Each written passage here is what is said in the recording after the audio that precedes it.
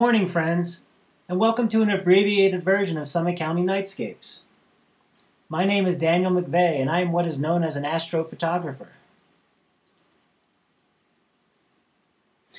This means that I enjoy taking photographs of many features of the night sky, including the Milky Way, the constellations, the moon, and other phenomena.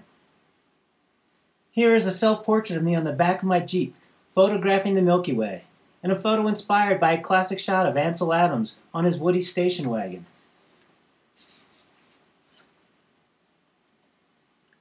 One of the most common questions I get is, can you really see that many stars? And the answer is no. I struggle to see some of the more dim stars and well-recognized constellations, but that is just me. A still camera can be said to be more sensitive to light than our own eyes. The still camera has one more advantage. It records light over a period of time. When we see light as it hits our as we see light as it hits our eyes, more like a video camera. People often ask me how I acquire my images. The art of astrophotography, without going too far into detail, is not too different than landscape photography, but to the opposite side of the spectrum. There are three parts to a balanced exposure in photography: the amount of light allowed to enter the camera, which is the aperture; the time the media can be exposed, which is the shutter speed; and media sensitivity or film speed, what is indicated by the term ISO. A landscape photographer is almost always going to use time as a variable to balance the exposure, while aperture and ISO are the controls.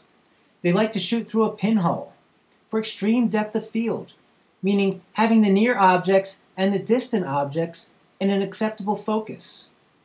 They also use low sensitivity for the most crisp images because at high sensitivity the images become more grainy. Not as big of a problem as it was when film was the archiving medium for photography, but still a problem today. A typical exposure in landscape photography for those who shoot manually is f/22, ISO 100 for 1/160th of a second. In astrophotography, it's flipped. Time is the control, and aperture and sensitivity become variables.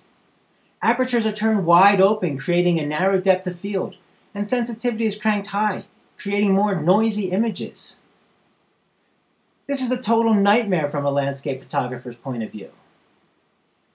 A typical exposure in astrophotography is f/2.0, ISO 2000 for 30 seconds.